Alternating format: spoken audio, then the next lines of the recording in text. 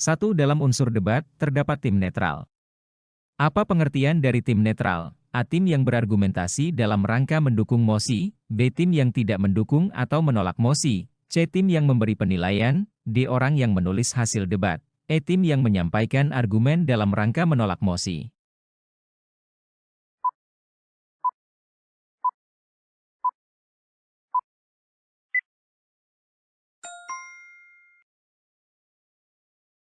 Salah satu unsur debat adalah peserta atau tim debat. Tim dalam sebuah debat terbagi menjadi 3, yaitu tim pro, kontra, dan netral. Tim netral adalah tim yang tidak mendukung atau menolak mosi. Tim ini berargumen dengan memberikan jalan tengah mengenai permasalahan yang dibahas. 2. Tim oposisi. Saya tidak setuju, kosakata bahasa asing hanya digunakan dan dimengerti bagi kalangan tertentu saja. Namun, bahasa Indonesia dimengerti dan digunakan di hampir semua kalangan. Kutipan teks di atas termasuk dalam struktur teks debat, yaitu A. Penutup, B. Penyampaian argumen, C. Pengenalan, D. Debat, E. Pengantar.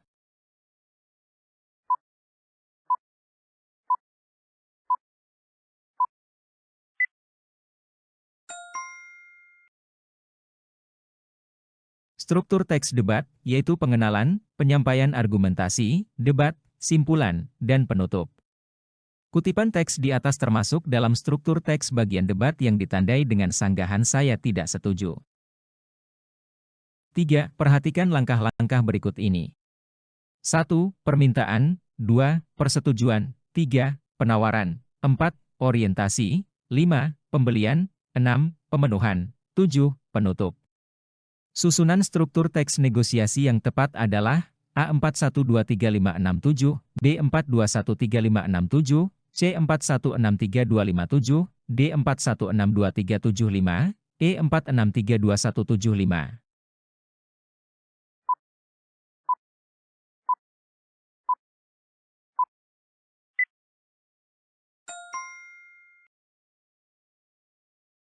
Struktur teks negosiasi yang tepat adalah sebagai berikut. 4. Orientasi. 1. Permintaan. 6. Pemenuhan. 3. Penawaran. 2. Persetujuan. 5. Pembelian. 7. Penutup. 4. Bacalah teks negosiasi berikut untuk menjawab nomor 4 hingga nomor 6. 1. Pembeli. Berapa harga sekilo mangga ini, Bang? 2. Penjual. 30.000, Bu. Murah. 3. Pembeli, boleh kurangkan, Bang. 4. Penjual, belum boleh, Bu. Barangnya bagus loh, Bu. Ini bukan karbitan. Masak pohon. 5. Pembeli, iya, Bang, tapi harganya boleh kurangkan, kan lagi musim, Bang. 20.000 saja ya. 6. Penjual, belum boleh, Bu. 28.000, ya, Bu. Biar saya dapat untung, Bu. 7. Pembeli, baiklah, Bang. Yang penting saya dapat mangga yang bagus dan tidak busuk. 8. Penjual, saya jamin, Bu. Kalau ada yang busuk boleh ditukarkan. 9. Pembeli, baiklah, saya ambil 3 kilo ya Pak. Proses tawar-menawar antara penjual dan pembeli terjadi pada nomor A1, 3, 4, 5, B4, 5, 6, 1, C3, 4, 5, 6, D6, 7, 8, 9, E2, 1, 3, 4.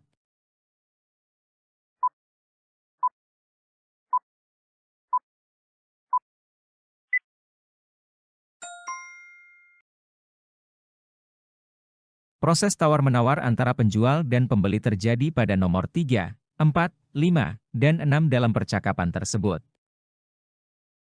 5. Ada berapa struktur yang terdapat dalam teks negosiasi? A7, B4, C3, D5, E1.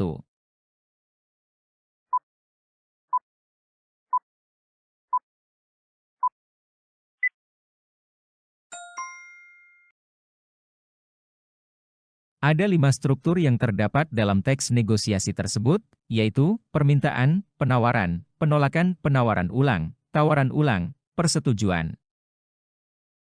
6. Bagaimana cara pembeli menawar harga mangga tersebut? A. Sedang musim mangga, jadi harga seharusnya lebih rendah. B. Boleh kurangkan, Bang. C. Yang penting saya dapat mangga yang bagus dan tidak busuk. D. Baiklah, saya ambil 3 kilo ya Pak. Baiklah, Bang.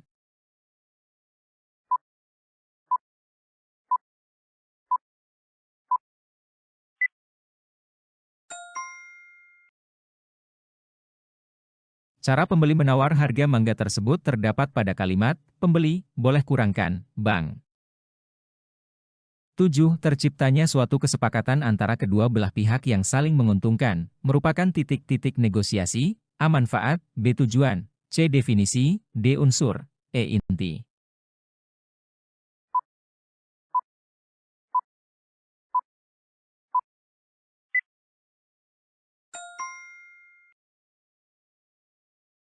Mencapai suatu kesepakatan dari kedua belah pihak yang saling menguntungkan adalah tujuan negosiasi. Dalam hal ini, kesepakatan yang ingin dicapai bukan kesepakatan yang memuaskan seluruh pihak. Hal ini tidak mungkin dicapai karena negosiasi sendiri terjadi karena adanya perbedaan kebutuhan. Bacalah teks negosiasi berikut untuk menjawab nomor 8 hingga nomor 10. Irwan selaku Ketua OSIS, menghadap Kepala Sekolah untuk menyerahkan proposal kegiatan latihan dasar kepemimpinan. 1. Irwan, selamat siang, Pak. 2. Kepsek, siang, masuk Wan. Ada apa Wan? 3. Irwan, ini Pak, ada proposal acara LDK untuk bulan depan. 4. Kepsek, coba Bapak lihat, sambil membolak-balik halaman proposal. Ini acara puncaknya di luar sekolah. Wan. 5. Irwan, iya, Pak. Rencana mau kami adakan di Kandang Badak, Gunung Pangrango, Cibodas. 6. Kepsek, kalau untuk ini, mohon maaf, Bapak tidak bisa izinkan. Risikonya terlalu besar untuk dilaksanakan di luar sekolah, apalagi di gunung. Bagaimana kalau acaranya di sekolah saja? Biaya sedikit dan tanggung jawabnya tidak terlalu berat. 7. Irwan, kami sudah memikirkan soal risiko itu, Pak. Pak Cuntawan sebagai pembina sudah sepakat, Kandang Badak tidak terlalu tinggi. Kami pun akan mengikut sertakan para alumni. Soal biaya 50% ditanggung alumni, tetapi dengan syarat acara outbound diadakan di luar. 8. Kepsek, begitu ya, baiklah, nanti akan Bapak pertimbangkan. 9. Irwan, terima kasih Pak. 8. Terletak pada nomor berapakah kalimat persuasif pada teks negosiasi di atas? A3, B1, C5, D7, E9.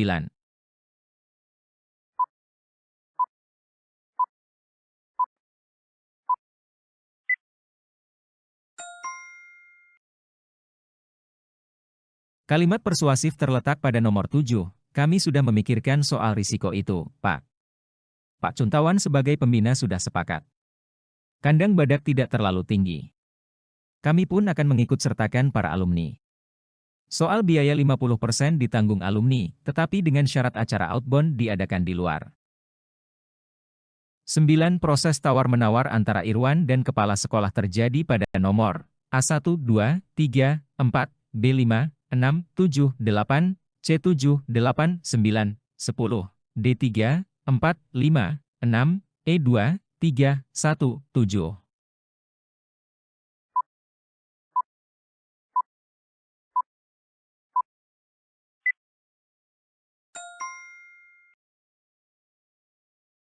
Proses tawar-menawar antara Irwan dan kepala sekolah terjadi pada nomor 7, 8, 9, dan 10 dalam percakapan tersebut. 10. Salah satu dari tujuan dari teks negosiasi adalah mencapai penyelesaian atau jalan keluar dari masalah yang dihadapi secara bersama. Pada teks di atas, penyelesaian secara bersama terdapat pada nomor A9, B7, C8, D1, E2.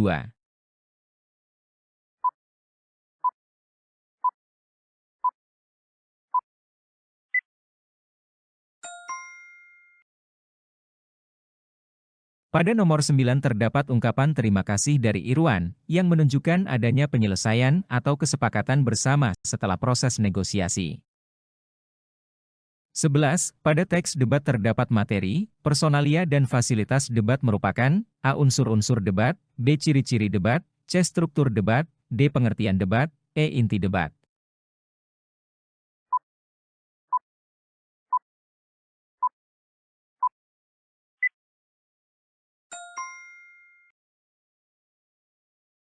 Materi, personalia, dan fasilitas debat merupakan unsur-unsur debat. Unsur-unsur ini memainkan peran penting dalam membentuk dan melaksanakan suatu debat. 12. Perhatikan tata cara debat berikut. 1. Menyatakan argumen-argumen yang logis. 2. Menyatakan argumen dengan bahasa yang santun. 3. Mengumpulkan informasi berupa fakta yang mendukung argumen. 4. Menyatakan sanggahan dengan bahasa yang sopan. 5. Tidak menggunakan pernyataan negatif mengenai pribadi pihak lain.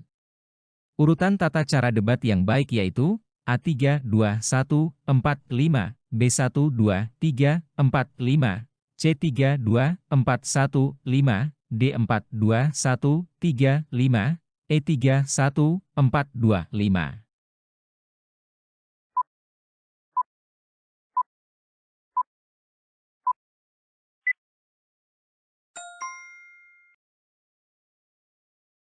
Urutan tata cara debat yang baik adalah mengumpulkan informasi berupa fakta yang mendukung argumen, menyatakan argumen-argumen yang logis, menyatakan argumen dengan bahasa yang santun, menyatakan sanggahan dengan bahasa yang sopan, tidak menggunakan pernyataan negatif mengenai pribadi pihak lain. 13. Berikut ini yang termasuk etika yang harus diperhatikan dalam debat yaitu A. Menyatakan pendapat atau sanggahan dengan bahasa yang santun. B. Mengedepankan logika, tidak menggunakan emosi. C. Menghargai pendapat pihak lain. D. Mendengarkan dengan seksama saat pihak lain berbicara. E. Benar semua.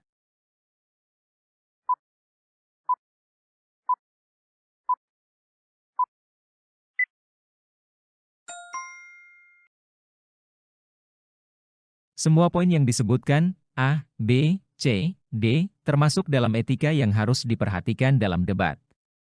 Etika dalam debat melibatkan penyampaian pendapat dengan bahasa yang santun, mengedepankan logika tanpa menggunakan emosi berlebihan, menghargai pendapat pihak lain, dan mendengarkan dengan seksama saat pihak lain berbicara. 14. Seseorang yang dianggap memiliki pengetahuan lebih terhadap suatu masalah yang diperdebatkan disebut A. Moderator, B. Narasumber, C. Peserta debat, D. Penonton, E. Tim afirmatif.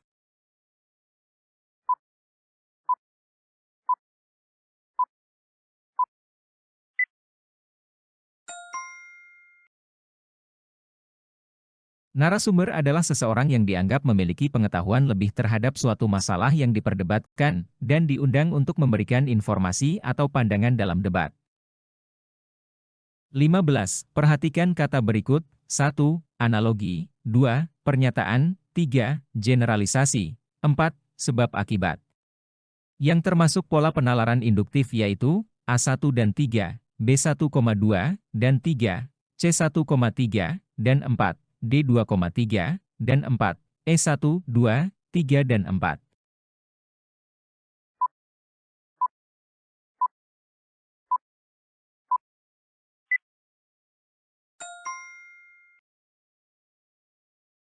Cara penarikan simpulan dapat dilakukan dengan dua cara, yaitu sebagai berikut. 1. Generalisasi adalah penarikan kesimpulan berdasarkan hal-hal khusus menjadi hal umum. 2. Sebab akibat adalah penarikan kesimpulan didasari dengan beberapa sebab hingga menentukan akibat sebagai kesimpulan akhirnya. 3. Analogi. Penarikan kesimpulan dengan membandingkan dua hal yang berbeda, tetapi memiliki kesamaan karakteristik atau sifat, berdasarkan penjelasan yang termasuk pola penalaran induktif, yaitu analogi, generalisasi, dan sebab akibat.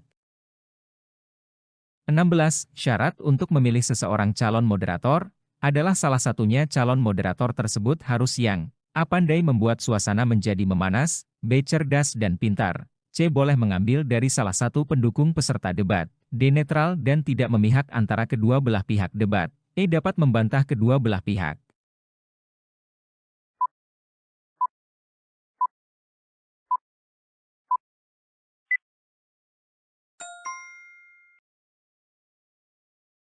Syarat untuk memilih seseorang sebagai calon moderator adalah bahwa calon moderator harus netral dan tidak memihak antara kedua belah pihak debat. Moderator bertugas untuk memastikan jalannya debat yang adil dan terkendali, serta memberikan keadilan kepada kedua pihak yang berdebat. 17. Apa yang dimaksud dengan paragraf argumentasi dalam teks debat? A. Paragraf yang digunakan untuk menceritakan suatu peristiwa secara kronologis. B. Paragraf yang digunakan untuk melukiskan atau menggambarkan keadaan suatu hal secara terperinci. C. Paragraf yang digunakan untuk menyampaikan alasan dalam rangka memperkuat atau menolak suatu gagasan. D. Paragraf yang digunakan untuk menjelaskan sesuatu agar apa yang dijelaskan itu diikuti oleh orang lain. E. Paragraf yang digunakan untuk memaparkan atau menguraikan sesuatu gagasan.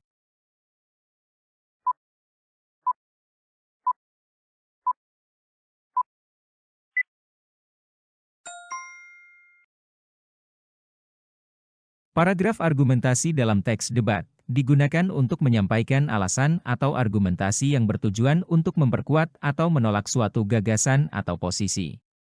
Paragraf ini berisi argumen, fakta, atau logika yang mendukung pandangan atau pendapat yang sedang diperdebatkan. 18. Di dalam kegiatan debat apa tugas dari moderator? A. Memimpin jalannya diskusi, B. Menilai peserta, C. Berargumen, D. Menjadi pengamat, E. Mengoreksi kesalahan peserta.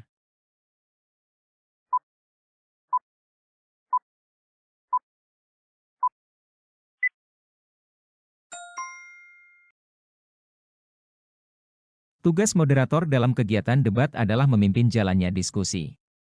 Moderator bertanggung jawab untuk menjaga keteraturan dan keadilan dalam debat, memberikan waktu kepada setiap pihak untuk menyampaikan argumennya, dan memastikan bahwa debat berjalan sesuai aturan. Moderator juga dapat mengajukan pertanyaan atau menyajikan topik tertentu untuk diperdebatkan. 19. Untuk mengetahui apakah sebuah teks termasuk ke dalam teks negosiasi atau bukan, ada beberapa unsur yang terdapat di dalam teks negosiasi. Manakah yang bukan bagian dari unsur teks negosiasi? A. Adanya perbedaan kepentingan dari kedua belah pihak. B. Ada kesepakatan sebagai hasil negosiasi. C. Ada pengajuan dan penawaran. D. Adanya partisipan. E. Terjadinya ketidaksepakatan.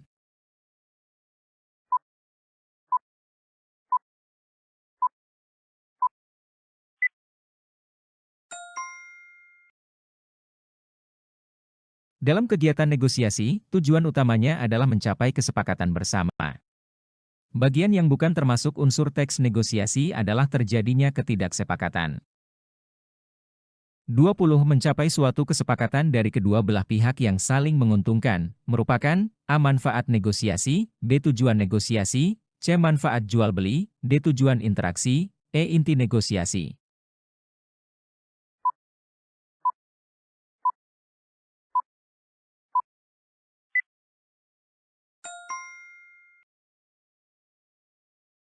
Mencapai suatu kesepakatan dari kedua belah pihak yang saling menguntungkan merupakan tujuan negosiasi.